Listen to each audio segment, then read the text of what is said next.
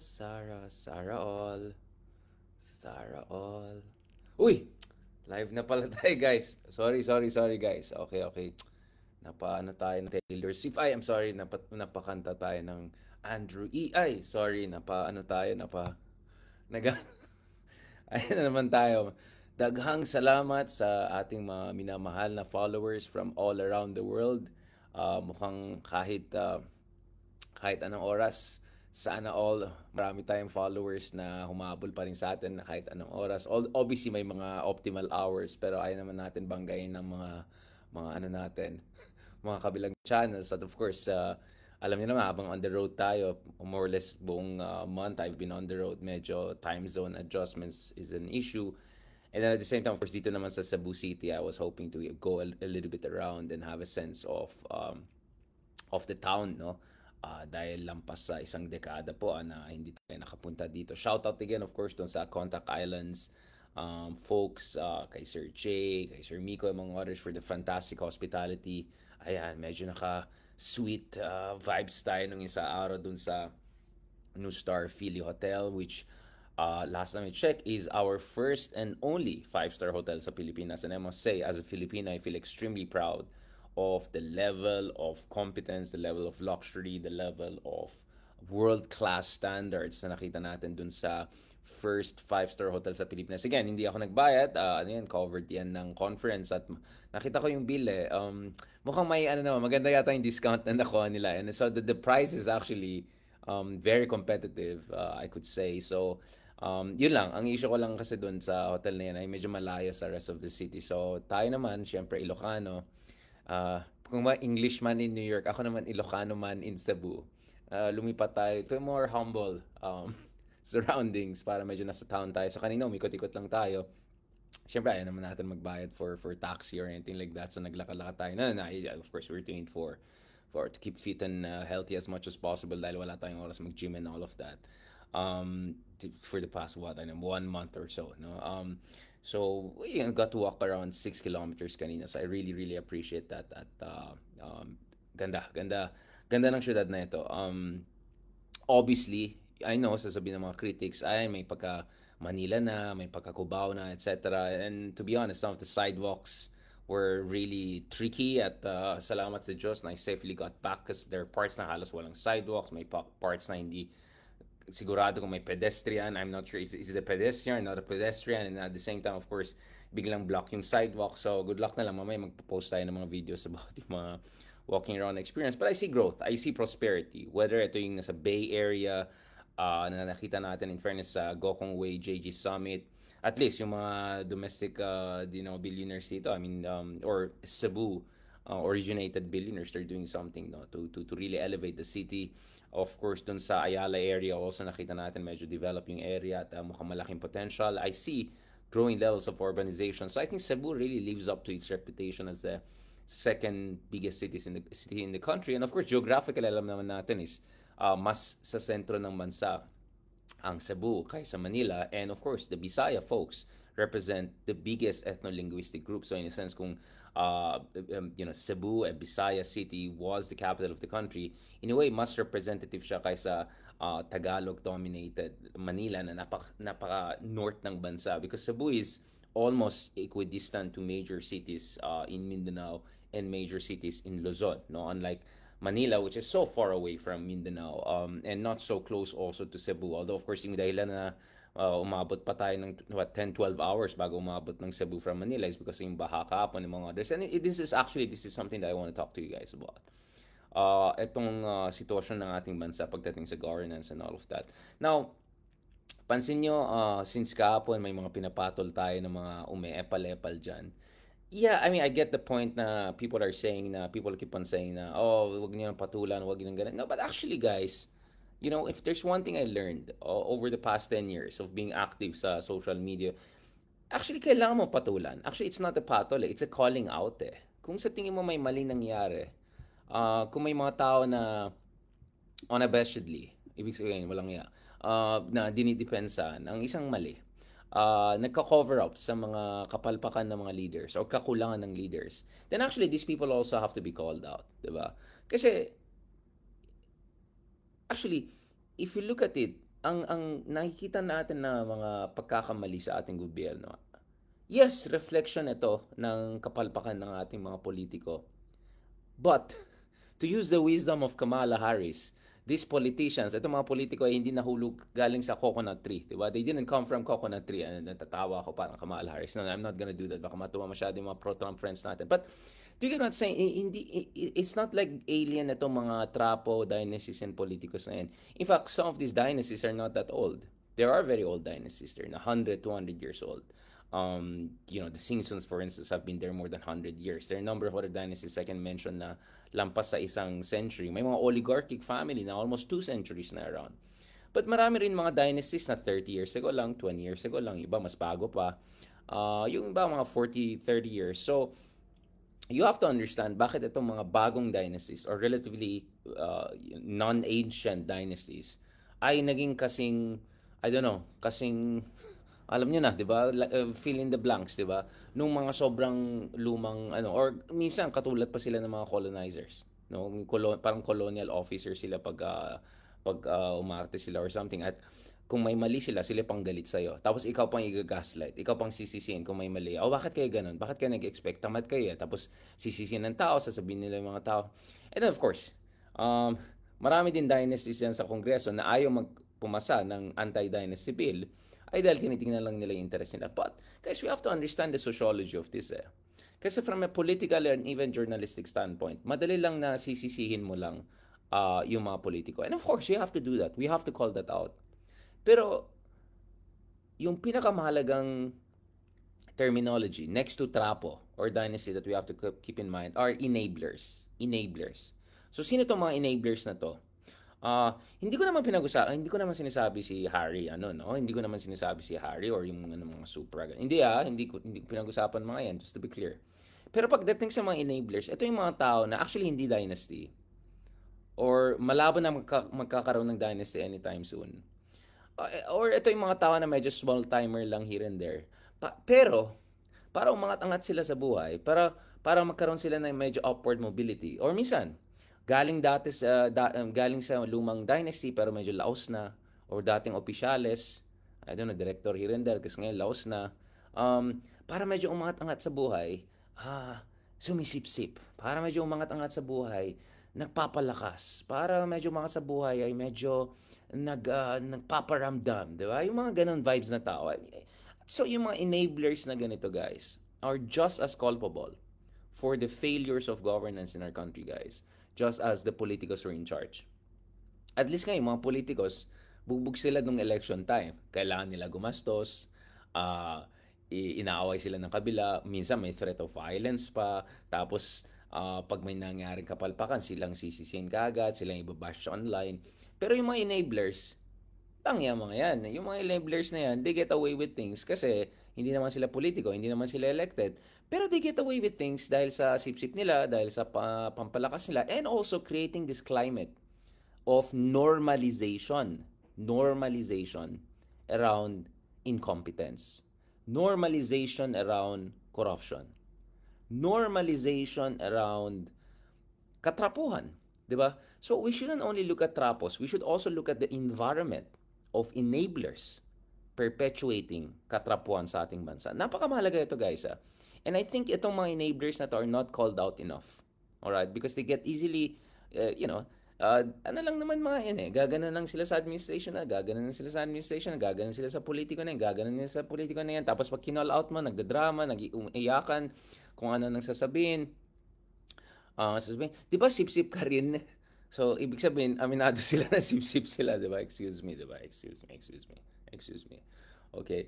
Now, just to be clear, guys, ako personally, wala akong problema. I've met Lenny, she was nice to me. I met BBM, he was nice to me. I met Digong, he was nice to me. So, personally, wala akong issue sa mga taong yan. Alright? Para sa akin kasi, guys, when it comes to political analysis, hindi dapat nang titignan dyan yung, ay, mabait siya sa akin or may ginagawa siya. Ikaw, Rolly, epal ka rin, yan, tanggal ka, yan. Umayos kayo, epal ka rin. Tanda-tanda mo na, umayos ka na. Okay. Ayan ang ayoko. Okay, guys, this is a safe space. This is a classroom. Okay, think of this as a classroom, okay? So we're having a proper conversation here like adults. So if you don't act like an adult, get out of the classroom. Okay, ganun kasimple lang dito. Alright, seryosong usapan nito guys. So para sa akin mahalaga guys to call out also yung mga enablers. And actually, that's why I appreciate, minsan kunyari nag-uusap kami ni Ronald, mga ibang progressive folks, tapos siguro sa tingin ng mga tao, oy, parang hindi kayo kasing critical ni BBM na dapat critical kayo, bakit critical? Maganda yan, actually, kino-call out nyo rin, if sa tingin nyo, di ba? Obviously, sa tingin ko, mali yung ganyang kritisismo, kasi ano naman sasabihin ko, hindi naman nag-JK ng right and left na bara-bara si BBM, so anong sasabihin ko dyan? Hindi naman niya binibenta ang bansa sa China. So anong sasabihin ko dyan? Of course, may issue pa rin tayo doon sa historical atrocities ng Marcos dictatorship. Of course, may concern pa rin tayo sa pagkakulang ng mga solusyon sa problema ng corruption. Of course, may pagkakulang ang gobyerno pagdating sa industrial policy. So kung hindi ka hater or yung nag-iisip ka, may utak ka at nag-google ka, makita mo lahat ng mga sinulat natin na critical din sa kasalukuyan na administration base sa facts about history, about present, about the future, about the national interest. So hindi ko nakasalanan kung hindi kasing palpak ni BBM si Digong. At mas malaking kapalpakan ni Digong. So sorry, I have to mention that. In fact, para sa akin, medyo mahina yung strategy ni Marcos kasi he's not contrasting himself enough when clearly bumaba yung EJK numbers, paalis na yung mga Pogo, at least yun yung policy so far, yung mga dagsahan ng Pogo ni Pangulong Digong. Ang relasyon sa media hindi kasing aggressive ng dati. So I can talk about many positive things that have happened. But is it good enough? No, it's not good enough. It's definitely not ideal, but it's also not good enough. More has to be done, and that's why you have to keep on pushing for that. Pero na-appreciate ko na itong mga kababayan natin na nag-mention, oh sir, baka naman gusto mo rin tignan itong issue na to. Or, for instance guys, may pinost tayo dun sa isang, yung isang picture ng isang mayora, no, na ang ganda ng lipstick, ang ganda. Tapos may mga nag-comment guys, may mga nag-comment na, sir, parang unfair ka naman, nadala ka lang doon sa out of context na picture, ganun. Tapos pinakita nila na itong si Mayora na yan, actually ay pumunta siya doon sa evacuation centers, etc. Akin naman, that's good. Actually, trabaho mo yan. Naging mayor ka, naging LGU leader ka, kaya dapat nandun ka. Si Gerald Anderson nga, hindi nga opisyalis, or baka may balak pa siya.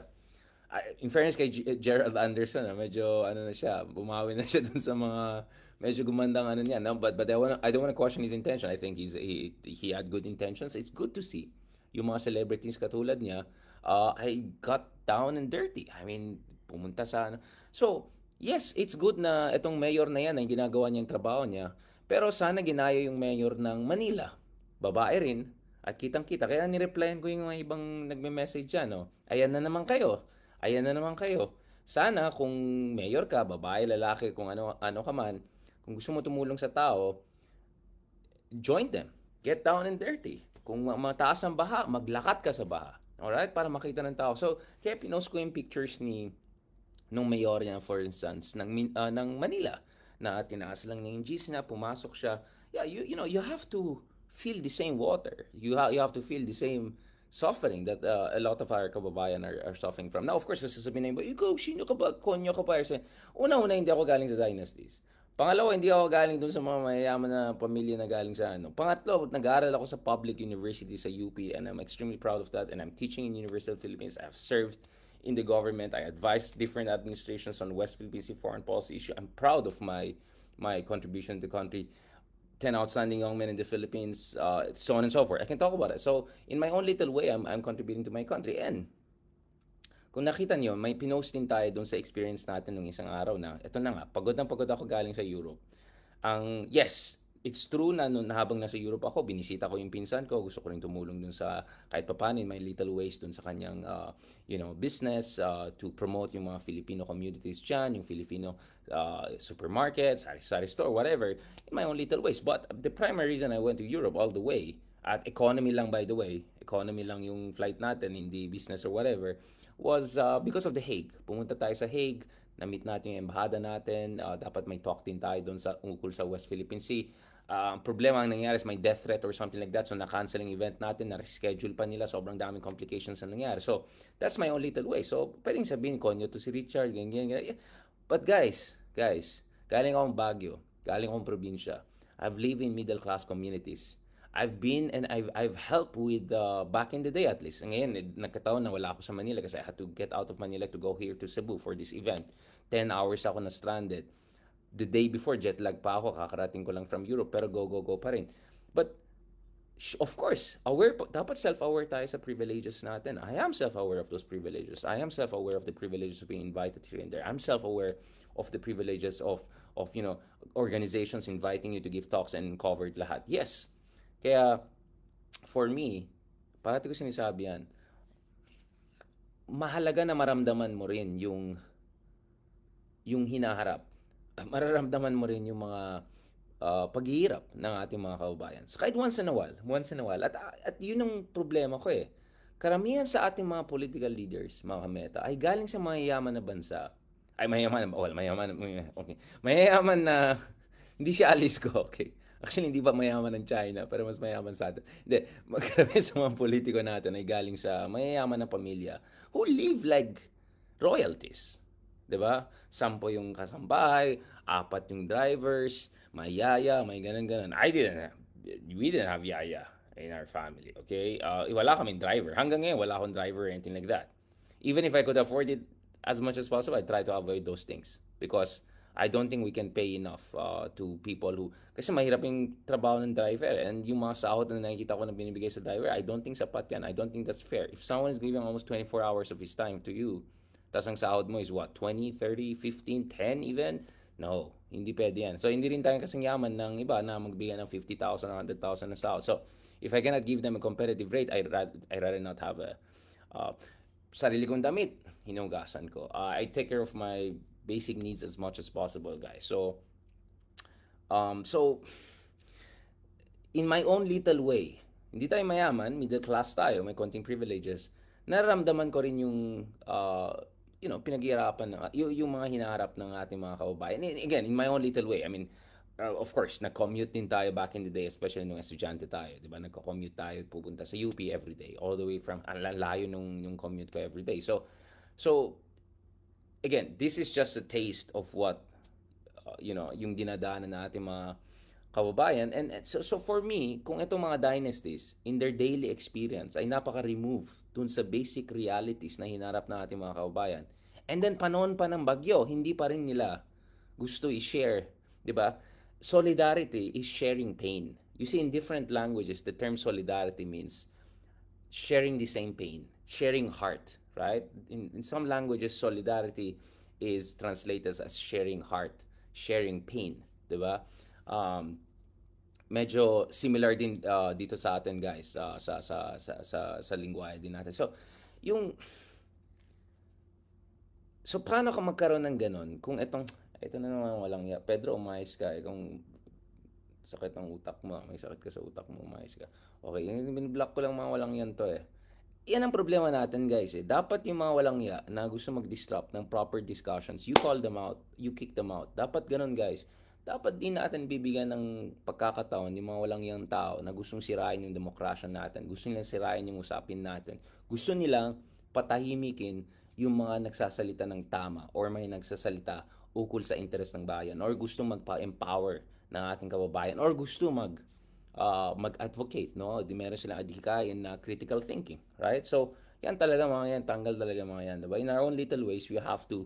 So, hindi ako naniniwala dun sa magpakabayit tayo, let's just, no, I don't believe in that. You have to call them out, kick them out if they cannot, So, anyway, balik lang tayo dito, guys. So, for me, kung ikaw ay mayor, ikaw ay LGU leader, ikaw ay, well, number 2 or mas mataas, the least you can do is at least a bit share in the pain of the people. The least you could do is, since sarap buhay, di ba? Kahit paminsan mag-angat buhay tayo ng konti, di ba? But I think this is where also mahalaga yung mga enablers eh. Kasi ang nangyayari dito is every time you call out a certain politician or certain trapo or certain dynasty for not showing sensitivity, for lacking solidarity, and for not showing leadership. And ano sabi nung, common sense yan, leadership. 80% of leadership is showing up when you're needed, to be on the ground, and making sure you're there. Alright? So, ang problema kasi dito sa mga enablers, and the problem is, enablers, ibang usapan yung mga bayaran na trolls, Ibang usapan na yan. Hindi na natin kailangan pangalanan sino yung mga bayaran na yan, okay? Ibang usapan yung mga bayaran na trolls. Talagang, yan bayad yan Talagang kasama yan sa, nila. Pero yung iba dyan, alam natin nagpapakit lang mga yan. Or iba dyan, even worse, useful idiot. Ano yung useful idiot? Useful idiot yung um, mali na nga nangyari, pero kahit hindi ka binabayaran, gina-justify mo pa rin yung mali dahil sa, I don't know, dahil may fanatiko ka, or hindi ka nag-iisip ng mabuti, or dahil lang sa emotional connection or whatever, right? So itong mga useful idiots, yung mga enablers, dapat i-call out natin, hindi lang mga trolls. Given na yung mga trolls talaga i-call out dapat natin mga yun. Pero yung mga useful idiots at saka enablers, you have to call them out. The thing with the useful idiots is I think a lot of them don't have bad intention. You just have to remind them na, huy, umayos ka, ano pinagsasabi mo dyan? Matik yan, di ba? Matik yan, dapat ganon. Tapos yung mga enabler naman nagpapapogi, payaan mo rin yung mga yan, tsaka pa-call out mo mga yan kasi kung umaasa sila na umangat-angat sila sa buhay or hindi na sila maging laos or maging relevant sila, i-remind mo sa kanila there's a cost. Kung ang gagawin mong enable ka lang ng incompetence and corruption and whatever, you're gonna be called out and you're gonna have a hard time rising to the ranks later on. Kasi ngayon, markado ka na, diba? So, this is an important thing, guys, for us to do. Kaya, it is good to be kind and generous, but at some point, guys, you have to really call out nonsense. You have to really call out nonsense. Kasi lahat tayo tao, at saka yung mga nasa politika or gustong pumasok sa politika, unfortunately, maraming temptations, maraming epal, maraming pa-relevant. So you have to call that out. Extremely, extremely important yun. Okay? Uy, guys, hindi tayo nagpapangalan. Okay? Okay. Anyway. Hindi ko sinabi si ano. Okay. Wala akong sinasabi, guys. Wala akong sinasabi. Now, let's go back to this. There was this very interesting, kunin ko nga yung, sorry guys, kunin ko lang itong, there was an image na, there was a kind of a, 1 second lang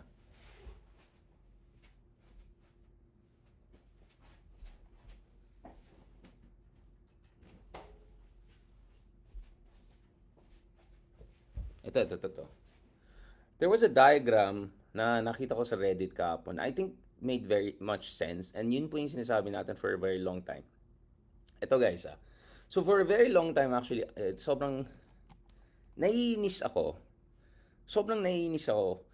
Nanggigilaw ako pag yung mga politiko ginagamit yung term na pero ang Pilipino naman resilient, 'di ba? Ang Pilipino naman resilient. Of course, okay yung maging resilient. Magandang resilient ka. Ano ibig sabihin ng resilience, 'di ba? Actually, medyo may ano yan, metallurgy, engineering yan, yung parang, 'di ba? Resilience is actually kind of a physical attribute na under pressure and stress, a certain thing can hold its integrity together, 'di ba? So kaya ginagamit yan sa metallurgy, ginagamit yan sa civil engineering, 'di ba? So kung may resilience ang kunyari yung steel mo or yung mga concrete mo, kahit may earthquake or God forbid something, it can hold its integrity together. So resilience, actually from an engineering standpoint, it's not only good, it's a must. Pagdating sa Pilipinas, ang problema kasi is, inaabuso na itong term ng resilience ng mga trapo at politiko. Essentially, ginagamit itong term na resilience para, i-absolve sila ng sarili ng responsibilidad. 'Di ba? Para, 'di ba sumikat, ano yung term na ngayon? Getting outside the area of responsibility. In a way, parang ganun eh. Pag sinasabi mo resilient ang Pinoy, ang nangyayari sa mga trapo is, ginagamit nila yung term niyan para sabihin na, ay, labas na yan sa area of responsibility namin. Kasi, magaling naman ang mga Pinoy eh. Kaya naman nila yan eh. Okay na yan. After a few days, okay na yan. Tapos kalimutan nila back to zero tayo. Kaya sabi ko guys, nakakagigil na itong paulit-ulit na sinasabi resilient tayo. Siyempre, resilient tayo dahil wala tayong choice. Alright? Kailangan mag-survive ang tao, bayan. Everyone is trying their best to survive. Parati natin sinasabi, ang Pilipino napakagaling, matiisin, ang Pilipino ay madiskarte, ganun. Again, bakit tayo kailangan matiisin at madiskarte? Kung sana maayos yung governance natin. Kung sana maayos at competent yung mga leaders natin. Yun ang parati kong sinasabi, guys eh.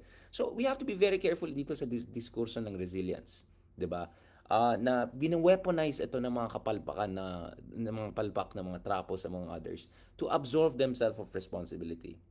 So, exactly, parang inaabuso ka, pinapabayaan ka, tapos pag nagreklamo ka, magaling ka naman. Tignan mo, magpasalamat ka pa nga sa akin dahil nung pinabayaan kita, gumaling ka pa lalo, di ba?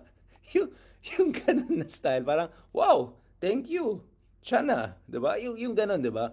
Pinabayaan ka, palpak siya, hindi ka inalagaan, hindi na ginawang trabaho. Tapos, nung nag-survive ka, dahil wala ka naman choice, sasabihin nila, oh, see, dahil sa akin, gumaling ka, magpasalamat ka nga eh. Parang, alam mo parang mga bully, yung, yung mga nag-bully sa nung kabataan mo. Tapos na-meet mo sila after 10, 20 years, 'di ba? Tapos ngayon medyo medyo mas malaki pang katawan mo sa kanila or mas matangkad ka sa kanila or medyo alam nila may training ka na, may black belt ka na tapos at medyo alam nila na medyo mga tangkad ka sa buhay tapos sasabihin nila, pasalamat ka nga sa akin bro eh. Kung hindi kita binuli noon, hindi mo nilabas yung pagiging malakas na personality mo. By the way, in my case, nahirapan yung mga bully sa akin kasi ang lakas kong mga asar. Yung nakita niyo yung pangasar, nako, 10 times worse na ako nung bata ako. Sobrang, parang ganyan lang talo na yung kalaban ko eh. But at the same time, I did taekwondo, I did martial arts and all, just in case if I needed something. But thank God, I never got into a fight. Almost zero fights in my entire childhood. But, yung mga bully kawawa sa akin kasi gaganuin ko sila hanggang mag-give up na sila. But, gets mo, yung, yung parang yung bully, bubulihin ka, tapos, oh, sabi nga ni Nietzsche, what doesn't kill you makes you stronger. Isa pa naman, abusoy na naman yung sinasabi ni Nietzsche. Na mahabang usapan si Friedrich Nietzsche. Pero yung expression na what doesn't kill you makes you stronger, nako, inabuso na naman yan. Nakikita natin over and over again, inabuso na naman itong konsepto ng what doesn't kill. But the point is, bakit to begin with, kailangan na maging ganyan ka desperately resilient yung ating mga kababayan kung saan yung basics lang ginawa. Kung saan yung basics lang ginawa. At yun ang parati ko sinasabi, ang mga leaders ng ating bansa, ang mga liderato ng ating bansa ay dapat galing sa either masa or middle class. As much as possible. Of course, once in a while, you're gonna have a noble oblige na galing sa yaman at medyo may konsensya sa buhay at maganda yung ano niya. Oh, sige. I mean, I don't want to discriminate against rich people. Kawawa naman sila, 'di ba? Kawawa naman, mayaman na nga sila, i-discriminate pa natin sila, 'di ba?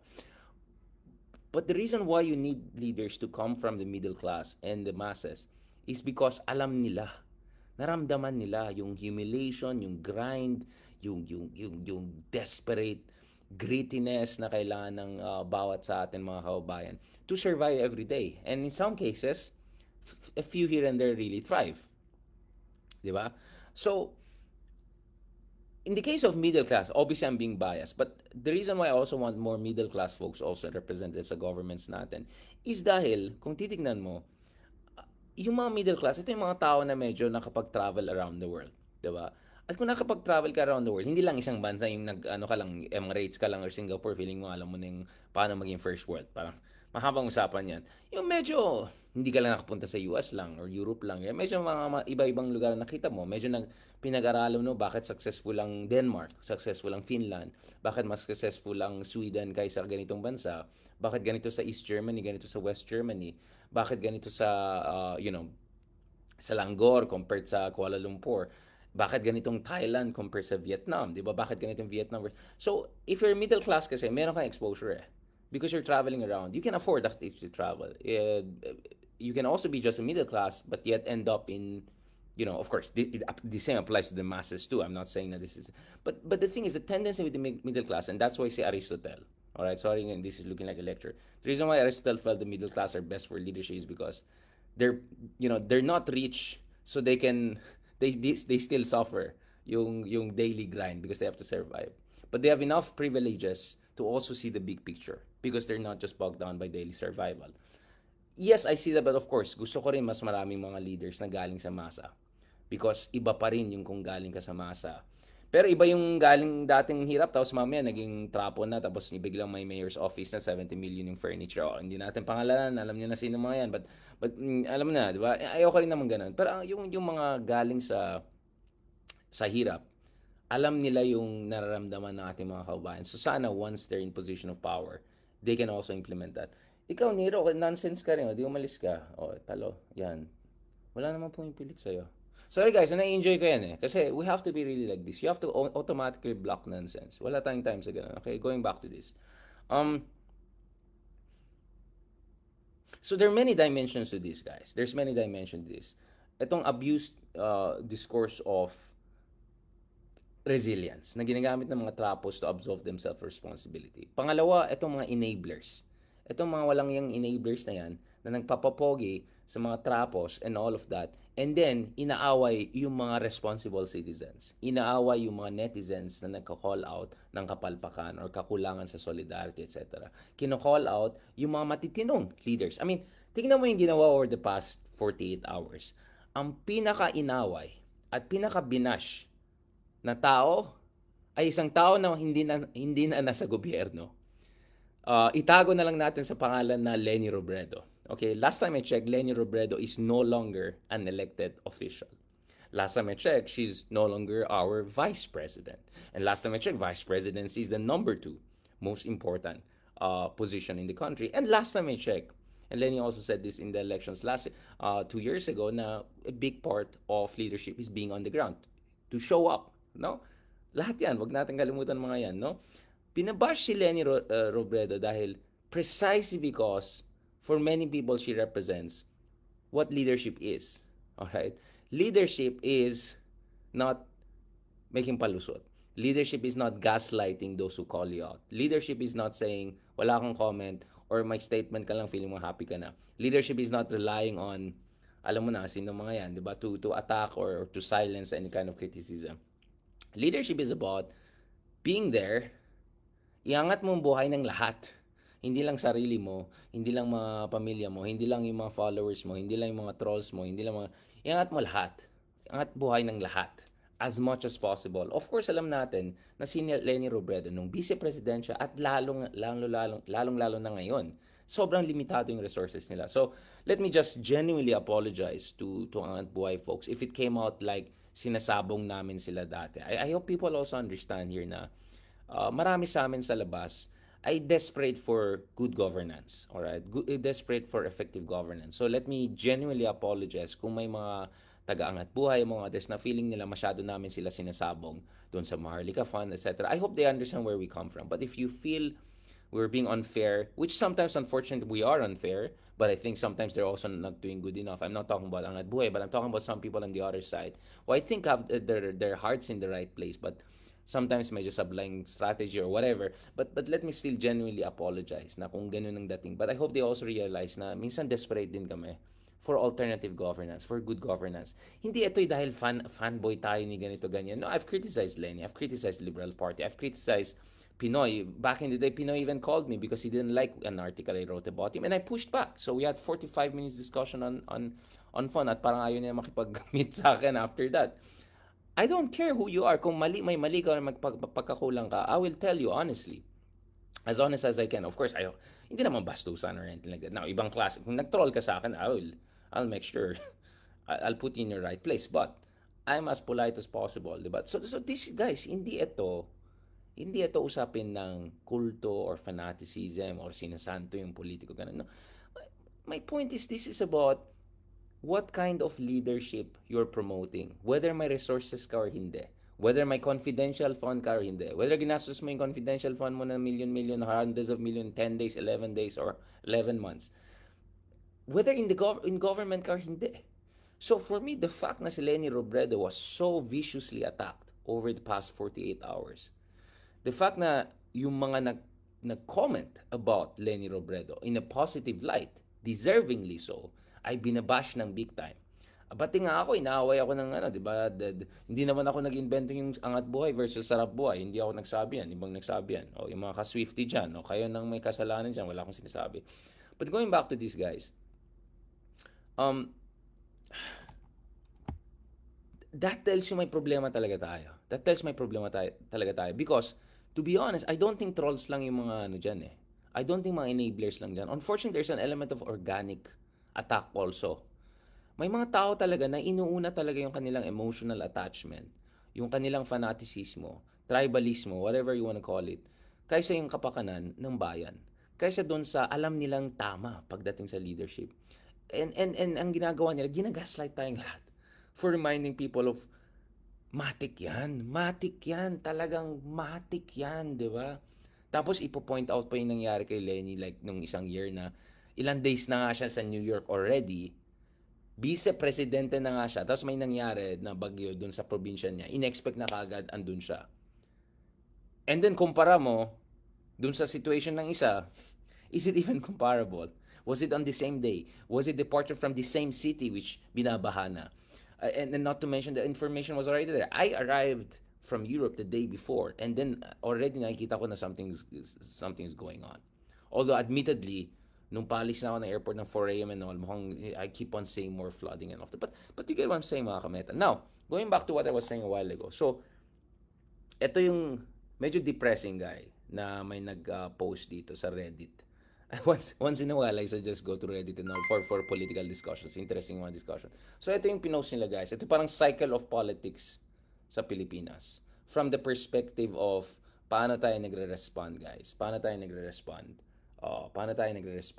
sa mga krisis. Alright, so if you look at here, baha, iyak, donation drive, calls for change, kalimot, boto sa trapo, no climate and control project, and then baha ulit. So ito yung cycle of political life sa Pilipinas. Napakalungkot, di ba?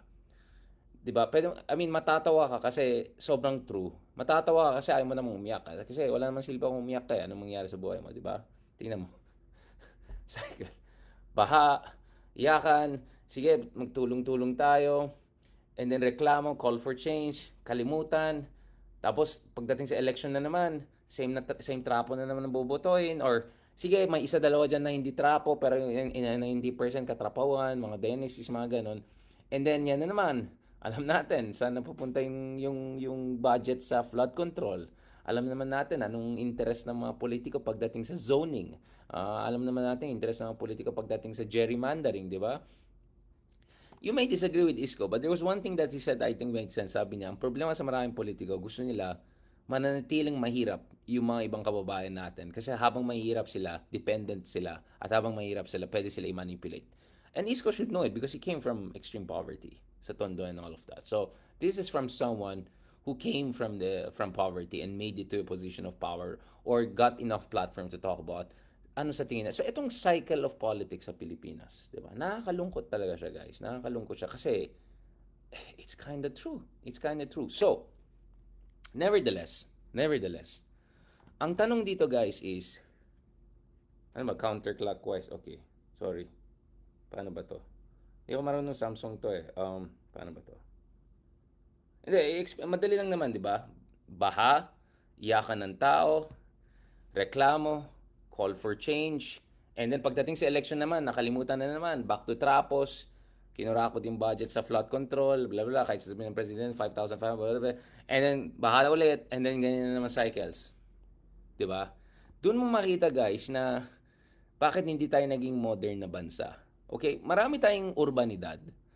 Marami tayong mga gandang malls. Marami tayong mga magandang nangyari. But tingnan nyo, yung ulan na nangyari sa Pilipinas, hindi sobrang layo sa ulan na nangyari sa ibang bansa na tropical or even Japan. And then tingnan mo yung impact sa Pilipinas. Even yung mga mayayaman na lugar ay apektado. Not maybe BGC, pero pag pumunta ka sa airport biglang, grabe yung baha. Diba? Ang dami na delay, ang dami mga speakers dito sa event namin, hindi nakaabot. Hanggang kanina pa, delayed pa yung mga flights at apektado pa. Diba? So, hindi tayo nagmo-modernize because we're stuck in a cycle.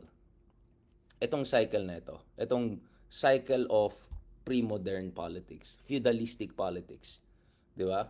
Na halos fatalistic na lang. Tanggapin na lang natin. Ganun yung mindset. Para sa akin naman, the whole point of development, the whole point of modernization, guys, is to break that cycle. Itong vicious cycle na ito.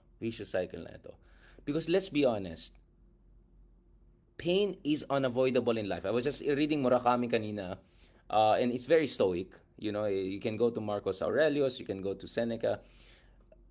This is about Murakami's book about running. All right? So kanina, habang nagbabasa ako kasi I want to run more. I want to do healthier lifestyle, okay? Dahil grabe naman yung lifestyle. Tingnan mo naman guys, nagsusulat tayo habang nasa aeroplano, airport, ganyan. So the only way for me to is diet lang. I only eat twice a day, dinner ko alos walang carbs, ganun ganun. But still, I still am not getting, that 100% I want. But anyway, this is not about me. Ang point ko dito, guys, is he said something like, and this is very stoic actually, sabi niya, pain is unavoidable.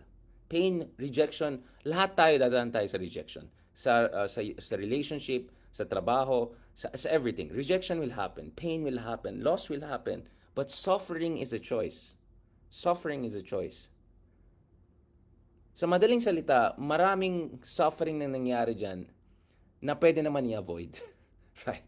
Kung maayos yung governance natin, kung etong mga walang yang enablers ay hindi ganun kadami, etong mga trolls ay hindi ganun kadami, kung lumaban tayo sa mga trolls at mga walang yang taong yan, diba? Sa mga trapos, yung mga enablers nila, we can get out of that cycle. Or at least, pwede mo i-shrink yung cycle na yan. Or you can create some discontinuities dito sa cycle na yan para kahit papano, meron tayong pag-asa. Meron tayong pag-asa. So, let me be absolutely clear about this, guys. Again, you can see, wala akong notes, anything like this is completely spontaneous. It's almost like a classroom we're having discussion here, right? So, kanina, I felt guilty. Because honestly, dito sa Cebu, you won't feel as if there's bagyo, no? Kasi sobrang layo sa Manila. It's like a totally different world. And then, of course, nung nasa Barcelona tayo and all, it was weekend and then Sabbath day, so hindi na tayo nag-shopping or anything like that. So anyway, kanina, ang daming sale, whatever, ganun. And I got something, right? I got something that actually I needed. Hindi naman necessity. But I got something and I felt guilty. I felt bad na parang alam natin na marami sa ating mga kabayan na may pangangailangan. So, yes, actually, kung meron kang kakayahan, tumulong ka. Tumulong ka. And I hope guys, and I hope guys, ito if whatever, if we can raise some little money here and all, I can put also my own, and hopefully pagbalik natin, God willing, this weekend sa Manila, hopefully next week I can do something, or Sunday do something, or bigyan natin sa charity or some event. Dadaan din ako sa may event kami sa UP also itong Sabbath day, so hopefully we want to contribute. So if mga kameta, if you want to contribute something, a little thing, you want to send us stars or stickers, or mamaya I can give you yung GCash QR code natin, so that you can put some money together and help folks. And of course, I'll also shell out for that. I will really appreciate that. So actually, maganda na tumutulong tayo. Kaysa mag-shopping tayo, or kung nag-shopping ka, kung kailangan mo, okay lang yan. But make sure na hindi mo makalimutan na meron tayong mga kababayan na mas necessities ang habol nila. Alright? Nang yung mga kailangan niyang bilhin ay mas basic. Alright? So yes, it's easy to feel out of touch, and you're seeing sales kasi puro end of season sale dito sa Cebu and all of that, diba?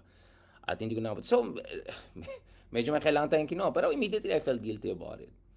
And I said, okay, ganito na lang. Instead of just feeling guilty and bad about it, siguro ang gagawin ko is I'll try to a little bit raise money and also make contribution. So hopefully Sunday or Monday, kausapin ko yung mga colleagues natin sa UP, and colleagues natin sa iba't ibang larangan para tingnan natin kung makakatulong tayo. Ayoko rin yung style na check ka lang, hindi mo mayaman na tao. No. I mean, you wanna, for instance, baka pwede tayo mag-raise ng funds, or kung may funds ka, bili ka ng mga ingredients, tapos magpaluto ka, tapos punta ka sa mga komunidad. That's even better. Or diretso ka doon sa mga community, sa tulungan mo sila. Now, hindi na natin magawa yung ginawa ni Gerald Anderson dahil, but I mean, in other ways you can help. Kasi unfortunately, ang epekto nitong bagyo na ito ay medyo mas long-term with some family than others. So in our own little ways, we should help. So sabi ko kanina, instead of just feeling guilty, I think it's okay to feel guilty sometimes. If that guilt makes you, shocks you out of your complacency. If that guilt shocks you out of your self-centeredness. Na, uy, ganda niyan, saan ganda yan? Of course, we all want to look good. Of course, we all want to enjoy sale and all of that. Pero mas mahalaga pa dyan is sharing the pain. Sharing pain and suffering, and sharing your blessing. Sharing your blessing. So I appreciate, guys, if later on, if you have whatever humble amount. I mean, medyo marami naman tayong followers. Kahit piso lang each of you, we can put it together. Baka that could be just enough to put up something. Para sa Sunday, Monday, pwede natin i-arrange yan dun sa some of the communities. I mean, I come from Quezon City, hindi mga BGC or anything like that. So I'm sure 1 kilometer up, 1 kilometer down or something, there are gonna be communities there who would be more than happy. But that's one thing, guys. That's one thing. Ito talaga. Alam mo, Sigar, maka namang bayad sa inyo mga trolls, ha? Obvious na troll yung account niya. Tapos magta-troll kayo dito sa akala niyo maapektuhan ako. Tinatanggal ko lang kayo kasi hindi dapat na normalize yung mga walang yang taong yan. Ang ganda ng usapan natin, sinisira nyo. So yes, I am for donation. I am for bayanihan drive. Mahalaga yan. But hindi pwede hanggang dyan lang. Alright? It has to come with something else. Diba? Parati ko sinasabi, the development of a country is like a Rubik's Cube. Alam niyo guys yung Rubik's Cube, yung may kulay-kulay dito. Tapos kailangan mo na maraming moves para makuha mo yung lahat ng white dito, lahat ng green, lahat ng yellow. Parang ganun yan guys eh. Parang ganun yan guys. Pagdating sa development, modernization, and democracy, para makuha mo yung tamang timpla, kailangan mo guys na you need to make those changes, all right, on multiple fronts, okay? So yes, you have to have donations, it's important. Yes, you have to have contributions, that's important. If meron kang kakayan, kaysa bumili ka ng pangatlong sapatos, pangapat na cellphone, or magbakasyon ka ng mag-Siargao ka ng next week, ganun, maybe you can make some adjustments and help a family or community or two, right? Depending on how much budget and resources you have. Mahalaga yan because that is an expression of humanity. All right? I feel the pain of people who are losing their children and all of that in the Middle East right now. You know which conflict I'm talking about. I felt the pain of people in Ukraine when the war happened. So kung titingnan nyo, I was all around Europe in early 2022, but I was not sharing as much because I just felt bad sharing about my travels or whatever habang may giyera nangyari at may mga namatay tao or whole nations are being invaded and all of that. So that was my own little way of showing solidarity. My own very little way. Now, nevertheless, of course, tao rin tayo. Minsan may temptation, gusto mong bumilitaw, gusto mong gumastos dyan, etc. But it's very important that hindi lang hanggang guilty feeling ka lang. You have to give back in some little way. So I really appreciate that. So, yes, it's important, guys. And thank you in advance dun sa mga mag-contribute to some little funds. It doesn't have to be too much that we can put together hopefully this Sunday. We can give to folks and communities and organizations who are providing frontline support, pagkain, etc. dun sa ating mga kababayan. But this has to go hand in hand with calls for change. Kaya hindi rin ako nagsang-ayon dun sa ibang tao na hanggang lang sila, hanggang hanash-hanash lang sila, hanggang kritisismo lang sila, ganun. Pero wala silang konkretong assistance in terms of, isang sako ng bigas could be a big deal. Maybe hindi na siya 20 pesos katulad ng sinabi ni Marley Cafan, katulad ng sinabi ni BBM, but it could help a family. It can get them through few days. It's important to give that concrete support. But it's important to also concretize yung mga calls for change mo. Right? Call out yung mga enablers. Constantly put pressure on politicians. Constantly support and highlight and promote, guys. Promote good governance, good leaders. So, sana ang ginagawa natin dito, guys, is hindi lang natin kino-call out yung mga perceived or real na palpak ng mga leaders.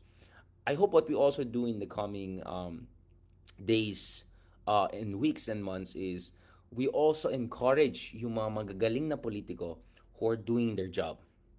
So, for instance, we know what we need to do, right? Kailangan natin susuriin saan pumalpak itong mga thousands of flood control project. Sabi nga ni BBM, 5,500 flood projects kakatapos lang or whatever. So that means we have tens of thousands of flood projects. So bakit ganyan kapalpak yung nangyari? Bakit yung mga otoridad mismo hindi sila nakakapagbigay ng matinong sagot kay BBM? Si BBM napaya siya eh. Nakikita mo galit na galit siya kasi napaya siya eh. Kasi ba't siya na-gets niya? Itong mga sinasabi ng project, nasan na? Ang dami nagreklamo na yung reclamation projects na ginagawa sa Manila. At kaya medyo natakot din ako kasi dito sa Cebu nakikita ko rin naman yung reclamation projects and all. And kanina yung taxi driver sinasabi sa akin, "Sir, mabaha din ditong area na to." Ganun. Guys, if Sherwin Gatchalian, if Riza Ontiveros, if I don't know who, is gonna do another series of interesting investigations, tatawagin nila yung taga DPWH. Tatawagin nila yung mga contractors ng DPWH. Tatawagin nila yung mga witnesses, yung mga whistleblowers na alam nila kinurakot yung pera. Alam nila na medyo malaki-laking komisyon ng ibang trapo. Alam nila yung pera hindi napunta sa tamang lugar, alright? Or maganda yung projects pero may nagkapos doon sa maintenance kaya hindi nag-work yung ibang. Kasi guys, hindi lang yung build mo yung project, i-maintain mo rin eh. Kung wala kang matino maintenance, kahit maganda yung first, kahit German technology pa yan, kailangan mo i-maintain yan eh. So, dapat i-support natin, supportahan din natin. Hindi lang tayo nagka-call out yung mga palpak, yung mga yung mga ka-Swift, yung mga yung mga MIA. Support din natin yung mga nasa gobyerno ngayon at may power. Alright, may power. Alright, tawagin natin yung mga yan, di ba? Now, of course, it's good to have people like Lenny who are no longer in the government but doing something. So, pwede kayo mag-volunteer sa Angat Buhay. Maganda yan, maganda yan. But be part of an Angat Buhay that is not only responding to crisis. Be part of an Angat Buhay that calls for scrutiny, accountability. Dapat may pananagutan nangyari. Surely may kalokohan na nangyari sa ibang flood control projects. Surely may kalokohan na nangyari sa zoning at saka yung safety urban planning basics procedures. Surely may nangyaring kalokohan dyan in terms of saan ba talagang pumunta. Surely hindi pinag-isipan ng 100% yung resulta, okay, yung resulta ng reclamation projects and all of that. Kaya pati yung bang senador, some of them not necessarily bastions of progressive leadership, sinasabi na reclamation pa more, di ba? So, let's support those who are in the government and those who are doing their job. I mean, guys, in fairness, tignan mo, dahil sa investigation ni Riza Ontiveros, si Kibuloy ngayon ay fugitive. Isang tao na completely untouchable, isang tao na may billboard pa rin may billboard pa rin sa EDSA na malapit sa Rockwell at malapit pa dun sa billboard ni Ben Tulfo. Hindi ko alam. Basta may area dyan nandun parati si Kibuloy. Ngayon may Ben Tulfo din. Anyway, dahil sa investigation ni Gatchalian at saka si wala na si Alice Go. Wala na yung fake Chinese mayor ng Bamban. And more importantly, na pressure si BBM na i-ban na yung Pogo. Now, ibang usapan na kung ma-implement yan, may exception, marami tayong pag-usapan dyan. But, there's something right that these people did. So, let's support them. Let's support them. Let's give them encouragement. Let's push for more people to do things like that. Let's make it cool and sexy to be good leaders. Alright? Kasi I'm sure, may mga iba dyan tinitingnan nila, uy, baka si Sherwin La at saka si Rizang pogi ngayon. Gusto ko rin, di ba? So may mga ibang trapo dyan na medyo pwede mo rin i-pressure or actually encourage to do the right thing. Trabawin na ng Senado. Trabawin ng Kongreso. Fiscalizer sila. Diba? Tawagin mo yung taga-DPWH. Tawagin mo yung mga ibang contractor dyan. Baka si Cynthia Villar, pwede niyang gano'n yung mga si Cynthia mo yung mga pumalpak dyan. Diba? So encourage that. Encourage that. If they're journalists and reporters who are the right thing. So for me, hindi mo na hintayin pa yung election. Ngayon pa lang, dapat may pananagutan na. Ngayon pa lang, dapat i-supportahan mo na at encourage mo yung mga good leaders para panalo na naman sila sa next election. Para maging sexy ang good leadership. Alright? You have to do that, guys. You have to highlight that. Yes, nag-name drop ako kasi tama naman yung ginagawa ni Riza. Nag-name drop ako. Sherwin Gatchalian, in fairness to him. He's doing very well. So, I hope may their tribe multiply. Diba? And expand in numbers. Diba? Yun ang gusto natin. So part of calling for change is highlighting change makers. Is supporting change makers. It's encouraging more and more politicos and future leaders and statesmen and stateswomen to be like them. Yun po ang kailangan natin. I'm sure, guys, for everything we can say about the VP or whatever, yung mga ganyan, I'm sure there also may mga syudad dyan na did way better than expected. Or may mga mayor dyan, konsehal, LGU leaders na nag-perform way better than yung limited resources nila. Kasi hindi naman pare-parehasan yung Siyempre, iba yung BGC, iba yung Makati, iba yung QC, iba yung Caloocan, etc. Iba yung Pasig. For instance, saan yung mga discussions about Vico Soto? Honestly, sorry, maybe I'm sorry, I'm just too busy. I'm doing a lot of other works, alright? Trabaho ko yung West Philippine Sea, US-China, but honestly, wala akong masyadong nakitang content, for the lack of better term, about ano nangyari kay Vico Soto. Diba? Because you would expect him to be one of the stellar persons. Has he handled it well? Gaano kaapektado yung kanyang community? Did Mayor Soto show us the way? Diba? Then i-highlight natin yan. I-highlight natin. Kasi ang problema sa atin minsan, masyado tayong focus dun sa mga palpak or medyo mali or perceived to be mali. And then nakakalimutan natin i-encourage at saka iangat yung mga tao na gumagawa ng tama. But that's part of making good change eh. 'Di ba? So as early as right now, guys, you encourage, you support the good ones. As early as right now, you call out the nonsense, the enablers, the palpak, the trapos, ganun. Para kahit papano, pagdating sa next elections, right? By that time, nagawa mo na yung groundwork mo eh. By that time, meron ka ng parang movement eh. So, Angat Buhay shouldn't be just a Lenny thing. Angat Buhay shouldn't be just a pink thing. Angat Buhay shouldn't be just about helping people when there's crisis. Angat Buhay should be a representation of what is the best in the Filipino people and a representation of our aspiration to break out of this cycle. Okay, this cycle of misery and normalization and you know, and trapos getting away with things. Hindi, dapat may pananagutan talaga dito. Dapat may hearings talaga sa Senate. Sa In fact, dapat tignan din bakit pumalpak din yung forecasting. Ang laki ng pera na nilalagay natin sa forecasting, di ba? Oh.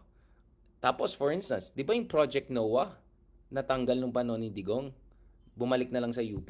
Dapat titignan natin yan. Of course, may hindi rin akong pinag-usap. No. I see the point, Ishmael, na sinasabi mo yung ibang mayors, they want to do it silently. Okay, I respect Vico Soto want to do it silently. Kaya hindi ako kasaya ni Vico Soto maging epal eh. And I completely respect that. I have 100% respect for this guy. Even if he's slightly younger than me, you know. 100% respect for this guy. Ang point ko is, yes, I don't expect from him to promote himself. Pero yung mga ibang tao na may konting alam about what's happening dun sa kanyang syudad, and if you think something good, i-highlight nyo yan, guys. I-encourage nyo yan. Create positive inspiration. Positive demonstration effect. Yung demonstration effect is an important concept. Alright? That's how you create good change. Alright? You create. Yung isa pang kailangan natin investigate, DNR. Anong pinaggagawa ng DNR? Because ako, I've lost count of how many travels I've had over the past 12 months or so lang. And again, hindi ito for pleasure or for manood ng concert ni Taylor Swift. Hindi. These are it's for work, for job, etc. And then on the sides, I extend here and there. But anyways, going back to this. Maraming beses na umakyat ako sa Manila. Pag alis ng konti, oh my God, may nakita ako doon yung mining site. May nakita ko na talagang kalbong-kalbo na yung buong area. And then the other day, nag-trending itong pinost na isang kaibigan natin about yung deforestation. Tsaka yung total environmental destruction na nangyari sa ibang area na tuloy, wala na tayong natural sink. Kasi alam niya naman, di ba? Now, this thing is close to my heart because I come from Baguio City. At alam natin sa Baguio City, isa sa malaking dahilan na napakagrabe, yung flooding, is because maraming areas dyan na first of all, congested na dapat wala nga tao doon. Pangalawa, dahil kalbo na yung halos wala, yung water diretso na siya. So there's no resistance. There are no roots of the trees to hold this thing together. You don't need to be, I don't know, botanist or civil engineer or geologist, you know, to know these things. Common sense lang yan. So we have to also investigate anong pinaggagawa ng DNR. Sino nagbigay ng kontrata sa mga ganito, ganyan, na sinisira yung lahat ng mga, yung bundok na yan, na kinalbo, tuloy ngayon ang dali mag-flooding. Right? So, ang daming kailangan investigate dito eh. And you have to extract accountability. Because that's how you set precedents. And that's how you deter. Alright? How you deter future abuses. You cannot make it zero. Unfortunately, corruption will be there. Yeah, but if you bring it from 10 down to 6, that will save thousands of lives. If you bring it down to 2, that will save tens of thousands of lives. Not to mention billions of pesos. The amount of damage that has been done to our country. Just think about all of yung mga flights na na-cancel. Right? Just that, imagine nyo guys, yung level ng economic damage na meron tayo sa bansa. Now, think about it guys, yung damage sa properties, damage sa kabuhayan, damage sa health, damage sa well-being. Not to mention, yung mga, ngayon, threatened, yung impact sa healthcare system natin. Maraming mga kabataan dyan ay sobrang apektado at kawawang-kawawa sila. So, as someone who comes from Baguio City, I know na isa sa malaking dahilan ng grabing flooding sa amin is not only congested yung area, kinalbo yung buong mountain. So, wala nang natural barrier. So, pag umulan, all the way down. Ganon. So do you get what I'm saying, guys? Do you get what I'm saying? So, this is a very important thing. Ayan, epal ka naman, Fran. So, anong point mo? Sarah, I meet 2028. Okay, so, happy ka na? Proud ka na? Okay, happy ka na? Good for you. Ay, mga epal lang katulad niyo nagpapahirap sa buhay natin eh. Election 2028 kaagad, mayroon pa silang kaepalan na yan, di ba? I keep on saying, let's talk about good leadership, etc. And then yung mga yan, defensive ka agad. Wala naman akong sinabi na ano, di ba? Ang sinasabi ko, bawal epal dito, okay? Na kung tingin nyo na epalan kayo sa akin, wala namang pumipilit sa'yo, di umalis kayo. Hindi naman tayo desperado sa views number sa inyo, di ba? But anyways, going back to these guys. No, I mean, and then, instead of just blaming voters and all of that, again, I understand, of course, minsan frustrating. Tingnan mo naman, look at what I have to deal with. Every day, I have to deal with countless ignoramos, countless trolls, and countless enablers and worse, no, who are like completely annoying. They test my patience. They. But even if binaganon tayo every day, alright, I realize that our best way forward is to still try to win over as many people as we can. The best thing we can do is to provide alternative to help people to imagine a better Philippines. That's the least we can do. Okay, pwedeng sabihin ikaw, Richard, konyotic ka, wala yan, wala makinig sa'yo. Okay lang, sige lang. Sige lang. Mga ano lang naman nakikinig sa akin. But at least, someone else na mas magaling sa akin, na mas less konyo sa akin, baka narinig niya yung sinabi natin, baka pwede niya i-pass down yung sinasabi natin, or baka mas magaling pa siya sa akin, but at least, after na-note siya sa atin or nakinig siya sa atin, lalo siya nagkaroon ng lakas ng loob. So, lalo siyang inspired. Okay, good, happy, go. Yun po yung ginagawa natin. So, for me, it's important talaga to give alternative to people. Alright? Not to give up on our people. Okay? Yes, nakakainis minsan, nakaka-frustrate minsan. Minsan parang, sa akin pa kayo galit. Ako nga nag-iisip anong nasa interest nyo eh. Alam nyo naman sino, sa trapo niyan at saka ako, alam niyo naman sino may alam sa sinasabi niya eh. Itong trapo na ito, ang alam lang niya sa buhay. So, syempre naiinis din ako, tapos babastusin tayo, atakin tayo, insultuin tayo, di ba? Pero minsan, mag-eye roll lang ako and then I say, ano magagawa natin? Hindi naman sila na, di ba? They were never given the right choices. They were never, their critical thinking was never nurtured. But critical thinking is something that you can nurture at any age in your life. No matter what economic class you come from, what background you come from, critical thinking is something that you can imbibe, something that you can absorb if and when you're open to these kinds of discussions. Maybe not with me, pero may mga ibang na mas magaling sa akin, better communicators than me, na siguro nakinig din sa atin or na-influensya sa atin or nabasa nila yung mga columns natin or articles natin or yung mga sinirecommend natin na academic studies, then things can move in the right direction, right? So we can break this cycle. Not 100%, but if from 10 we go to 7 in terms of bad, then to 5 in terms of bad, then in terms of 3, then in 10, 20, 15 years, right? You're going to see a lot of change, thousands of lives saved, so much unnecessary suffering avoided. And of course, I mean, on a very shallow level, diba, nakakaya na konting ulan lang tapos binagyo yung buong bayan mo. I mean, sa bagay, hindi naman konting ulan to, but still, I'm 100% sure if maganda yung urban planning across the Philippines, if maganda yung flood control talaga na hindi alam natin yan, di sana yung experience nila sa BGC, yun yung experience ng karamihan ng mga Pilipino. So nagigets ko na may mga nag-post about yung mga tao sa BGC na napaka-privileged nyo naman, na nagpa-flaunt kayo ng privilege nyo. But anyway, if you think about it, BGC also shows us what every Filipino could have if only we get some basics right. And why should only Filipinos in BGC or the AFAMs in BGC enjoy that kind of lifestyle? All of us should enjoy that kind of lifestyle. All of us deserve us. Jeff, epal ka na naman. Ayan, tanggal ka naman. Epal yan. Sige, epal lang. Basta epal, tanggal kayo. Ganun kasimple lang yan. Okay? Or epal kayo, call out kayo. This is part of creating change, guys. Call out the epal. Alright? Call out the enabler. You think I'm the epal enabler? Call me out and I'll call you out if wala kang sense. Okay? Ganun kasimple lang yan. We have to have that kind of conversation. Hindi pwedeng hayaan lang.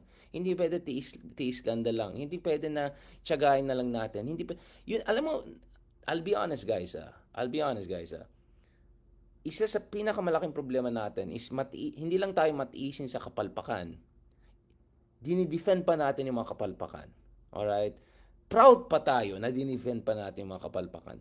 Proud pa tayo na inaaway natin yung mga nagka-call out ng kapalpakan. Proud pa tayo na pinapaalis natin sa bansa at binabastos natin yung mga tao na may tamang adhikain para sa bayan. Hindi lang para sa tribo nyo, hindi lang para sa syudad nyo, hindi lang para sa ano nyo, pero para sa bayan. Alright? So this is an important thing, guys. So as you can see, habang naglalakad tayo across Cebu and all of that, more than an hour of walking and all, I was thinking about all of these things. So you can see, this is no notes and all. This is coming really from my heart and from my mind because matagal ko inisip na anong tamang approach dito. So again, thank you so much sa lahat ng mga nagbigay ng stickers and support para mag-raise naman tayo ng kahit konting, just a little bit, sana our own little contribution from our own platforms and Meta doon sa mga apektadong pamilya. I'll see to it to make sure that we raise some funds also at bigay natin sa weekend. Again, thank you also so much for making me feel encouraged and inspired.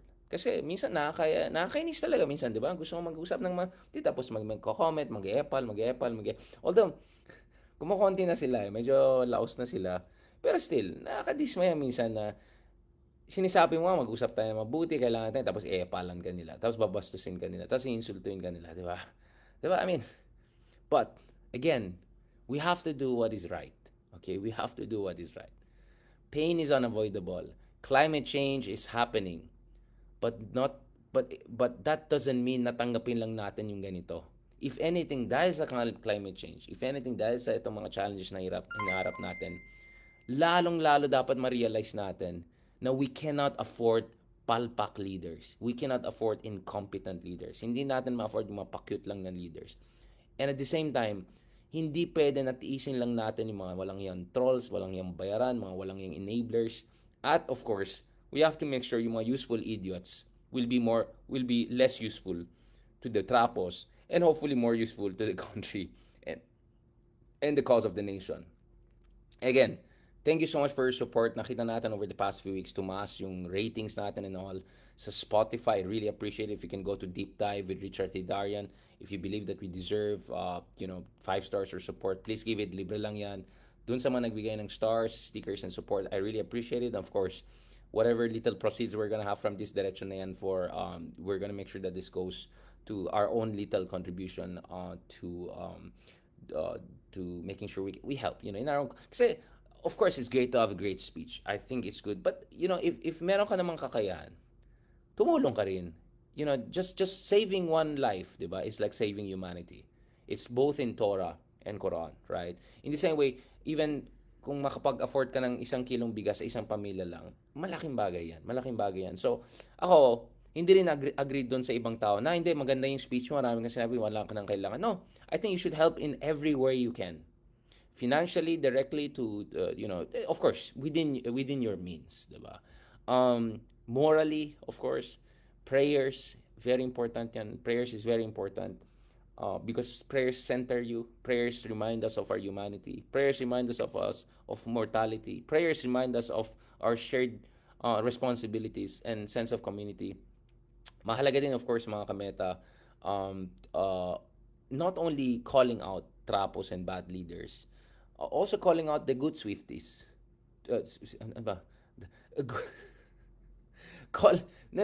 Supporting yung mga good leaders na nandyan na. Tama naman ginagawa ni Risa Tama naman ginagawa ni Sherwin Gatchalian. I'm sure there's many more. I'm sure Vico Soto has been doing great, right? I haven't heard any complaints, so he must be doing as great as always. I-support din natin mga taong to. Let's also encourage more people who are like them, who share their vision to join politics. So that hopefully in the next election, maybe not 2025, but 2028, hindi na tayo bumoto ulit doon sa mga epal, doon sa mga enablers, and especially doon sa mga trapos and dynasty at scammers. Alright, scammers. Too many scammers have made it to high positions. Too many scammers. Okay? We cannot afford more scammers. Kawawang bansa. Okay? Kawawang bansa. Kawawang taong bayan. Kung hindi competent, kung purong scammers, purong pa-populist, purong pa-antics, purong pa-cute, ang kawawa yung buong bansa. Ganon kasimple lang yan. Alright? We cannot afford more incompetent trapos and whatsoever. Wala tayong pinapangalanan. I'm just saying in general. And again, I really mean it genuinely. Dun sa mga nagkikriticize kay Vice President or sa mga ibang tao, I hope you also keep in mind that instead of just blaming politicians, whether they're right and wrong, we can have a debate about this. as I said, if this was really some important emergency visit, etc., completely understandable and acceptable yan, of course. Um, we have to also call out the people who are normalizing certain things sa tingin natin na hindi tama, right? Again, the truth of the matter, we can have a long conversation about this. Ano ba talagang circumstances? Ano, of course, hindi natin expect na yung president ay nagagano, but at least you expect them to be around or be on the ground in one way or another, right? But anyway, yes, of course, I believe in delegating tasks. Pero hindi yung delegating task from a million miles away when you could be actually there, right? 1 mile away maybe or 2 miles away, right? If not 100 meters away, if not 1 meter away. But for me, I think we miss the point if we just attack politicians. We miss the point if we just point at this dynasty or that dynasty. I think that's unfair. Not unfair to the politicians per se, but unfair to us as a country. Because change doesn't come that way. Change comes by looking at the whole system and what is the problem there. Enablers have to be called out. Trolls have to be called out. Useful idiots have to be called out. And some of them have to be encouraged to join the right side. Right? Ganun lang po yan. Okay? On that note, thank you very much, mga kameta. Maraming salamat sa mga sumuporta sa atin. Oy, hindi ko sinot tong crocodile na to dahil kayo talaga. Okay, yung mga alligator croaky, mga ganun. Hindi natin sinadya yan, Pero alam ko, favorite niyo yung green ko, di ba? Saan yung green? Meron ako yung siyang green. Ganyan kalaki yung buhaya niya. Grabe. Tuloy, ang dami nag-comment. Sir, parang malaking confidential fund yung ano mo Grabe. Oo nga, ang laki nung isa. Yung, as in, promise, ganyan siya kalaki. Ganyan siya kalaki na crocodile. Hindi ko alam na edition yan. Alright. Pero, sige. Next time, yun na lang suotin natin. Hindi, pero sabi ko, wag niyo lang tignan yung mga politiko. Tignan niyo rin yung mga ano. Alright? Look at the waters. Look at the rivers. Look at the ecosystem. Alright? Okay. On that note, thank you very much, guys, and please continue to support us. Again, libre lang mag-subscribe and magbigay ng stars and support dun sa Deep Dive with Richard Darren on Apple Podcast and Spotify. And please, I hope hindi naman mahirap. In our own little ways, if you can share it to other people and ask other people to also join our little platform here, I really appreciated that. And thank you so much, guys, for defending us, for standing with us. And yes, I know minsan medyo balahura din tayong bardagulan. But I think that's a calibrated one. I don't do that all the time, right? Paminsan-minsan kailangan pitik-pitik here. Pero yung iba dyan, please, don't get overexcited. Let's not go down to their level. Bardagulan natin ang content and pagtawanan lang natin, wag na natin seryosoin. Kasi medyo may mga kameta tayo na masyadong atat na ano. Relax lang, guys. Relax lang, okay? Relax lang. We don't want to stoop down to their level. We bardagul them and then we leave them and then we make fun and then move forward. Okay? Yun lang. Thank you very much. God bless and talk to you soon. Uy, hindi